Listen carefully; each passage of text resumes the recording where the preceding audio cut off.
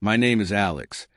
And if you're scrolling through Reddit looking for those juicy revenge stories that make you lean in closer to your screen, buckle up. This one got family drama, petty twists, and a slow burn payback to have my sister and her kids pleading for mercy. It all started with what I thought was a generous gesture, but ended up unraveling their perfect little world. Let me take you back to the beginning, because to understand why I went nuclear, you need the full picture. I'm the uncle who's always been the fun one in the family. No kids of my own, a decent job in tech that pays well enough to splurge, and a soft spot for my sisters for little monsters. Jake, the 12-year-old aspiring gamer. Lily, 10, with her obsession for art supplies. Mia, 8, who dreams of being a ballerina. And little Ben, 6, who's basically a walking tornado of energy. My sister Sarah and her husband Mark live in a nice suburb, but they've always been the type to keep up appearances. Mark works in sales. Sarah runs a small online boutique selling overpriced kids' clothes, and they act like they're one viral post away from influencer fame. Me? I live modestly in the city, but I love dropping by for holidays with arms full of gifts. It's my way of staying connected, you know? Last Christmas was when the cracks started showing. I'd saved up for months, dropping about $800 on presents for kids. Jake got a new gaming headset and a stack of Steam gift cards. Lily scored a high-end sketchbook set with professional markers. Mia's eyes lit up over a pair of custom ballet slippers and a tutu from a fancy brand. Ben got a remote-controlled dinosaur that roared and stomped around like it owned the place. I wrapped them all myself, added personalized notes. The works. When the kids tore into them, the house erupted in squeals and hugs. "Uncle Alex, you're the best." Jake yelled, already plugging in his headset. It felt good, man. Really good. But Sarah? She pulled me aside in the kitchen while Mark was distracting the kids with eggnog. Her face was all pinched, like she'd sucked on a lemon. "Alex, this is sweet," she said, her voice dripping with that fake politeness she saved for bad reviews on her shop. But honestly, it's a bit embarrassing. The neighbors' kids got iPads and designer bikes from their aunts and uncles. Hundreds? That's like budget level. The kids deserve more, something that'll wow their friends on Instagram. I stood there, stunned, coffee mug halfway in my mouth. Embarrassing? I'd skipped my own vacation to afford those gifts.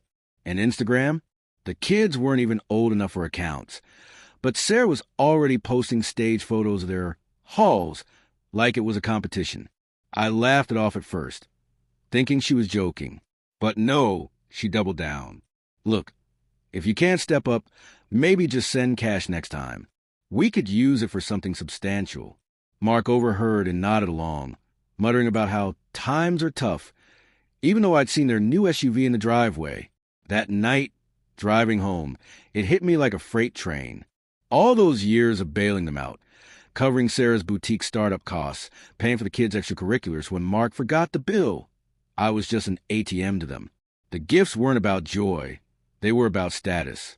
And I was embarrassing for not bankrolling their facade more lavishly. That's when the seed planted. Ruin their lives?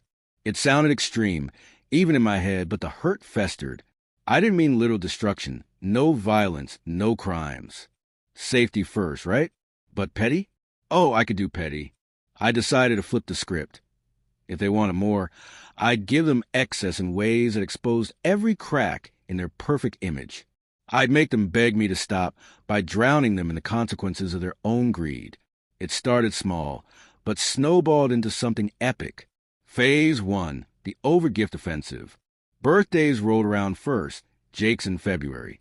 Instead of the usual thoughtful present, I went overboard. I showed up with a massive box, a top-of-the-line gaming PC, complete with RGB lights, a mechanical keyboard, and enough peripherals to make a pro streamer jealous. Cost me over $1,000, but I charged it to my revenge fund.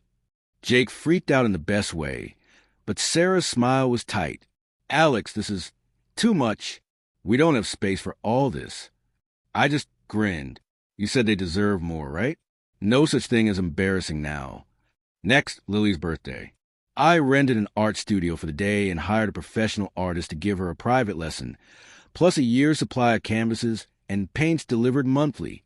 Mia got ballet classes at the city's premier academy, with costumes and tickets to shows. Ben, a subscription box of educational toys that arrived weekly, piling up in their living room. Each time, I'd post about it on my own social media, tagging Sarah, of course, with captions like, "Spoiling my fave nieces and nephews because they deserve the world." Hashtag best uncle ever. Her boutique's comments started filling with questions. How do you afford all this of your kids? People assumed it was her doing the spoiling. Sarah called me after Ben's third box arrived. "Alex, stop. The house is cluttered, and Mark's complaining about the bills for storage." Bills? I'd pay for everything up front. But I played innocent. You wanted more. I'm just stepping up. She huffed and hung up, but I knew it was gnawing at her. Their neighbors were whispering. How were Sarah and Mark affording this lavish lifestyle? Rumors spread on the local mom groups. Maybe they were in debt, or worse, involved in something shady. Phase 2, the exposure gambit. See, I'd always known Sarah's boutique was a bit sketchy. She sourced clothes from cheap overseas suppliers, marked them up 300%, and labeled them as ethically made. I'd loaned her $10,000 to start it years ago, which she never fully repaid. Digging deeper, thanks to some late-night research, I found customer complaints buried on review sites. Fabrics falling apart, delayed shipments, even accusations of drop-shipping fakes. I didn't hack anything. I just compiled it all anonymously and tipped off a few mommy bloggers with big followings. Hey, thought you want to know about this brand. Seems off. The first post hit like a bomb. A viral thread on a parenting forum. Beware of Sarah's styles. Overpriced junk. Screenshots of my generous gifts were juxtaposed with her shop's prices. If she's spoiling her kids like this, why is her stuff so cheap quality? Comments poured in. Sales tanked. Sarah texted me frantically. Did you see this? Someone's sabotaging me. I replied, that's awful. Maybe it's karma for undervaluing family. She didn't catch the hint. But the kids? They were loving it at first. Jake invited friends over to show off his setup. Lily's art improved dramatically. Mia twirled everywhere. Ben built forts from boxes. Yet the strain showed. Sarah and Mark argued more, audible even during my visits. We can't keep up with this image. Mark snapped once when he thought I wasn't listening. The kids picked up on it, getting anxious. Mom, why are you mad at Uncle Alex? Mia asked one day. Sarah shot me a glare. Phase 3, the financial flood. I upped the ante. I set up trust funds for each kid, small ones, $5,000 each, but with stipulations. The money could only be accessed for education or emergencies, and I'd name myself trustee. I announced it at a family dinner, handing over official documents. To ensure their futures are bright, I said sweetly. Sarah's face paled. Alex, we don't need your charity. But the kids were thrilled, hugging me tight. Here's where it got juicy. I accidentally let slip to their school PDA that Sarah's boutique was struggling. Oh, she's so dedicated, even with the kids' lavish lifestyles.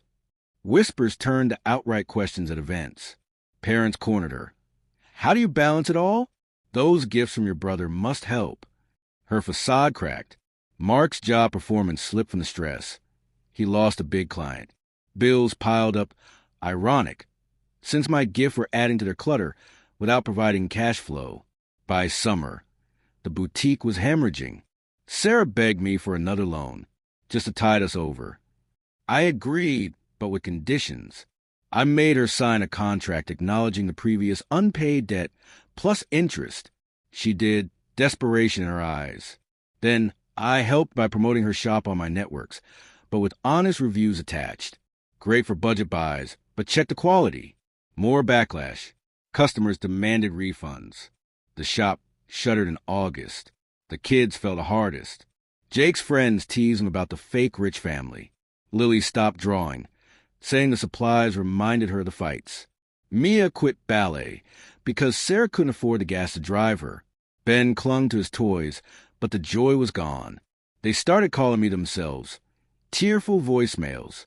Uncle Alex, Mom says it's your fault. Please stop giving us stuff. Stop? I hadn't even peeked. The climax hit at Thanksgiving. I arrived with nothing. No gifts, just a folder. Sarah looked haggard, Mark sullen. Kid subdued. Over turkey, I laid it out. You call my generosity embarrassing. So I gave more, and more, until your greed imploded. I slid the folder across. Evidence of her boutique's shady practices, unpaid debts, even emails where she'd badmouth me to friends. I could send this to the Better Business Bureau, or worse, the IRS. They love undeclared income. Sarah broke. Please, Alex. Stop. We're ruined. The kids are suffering.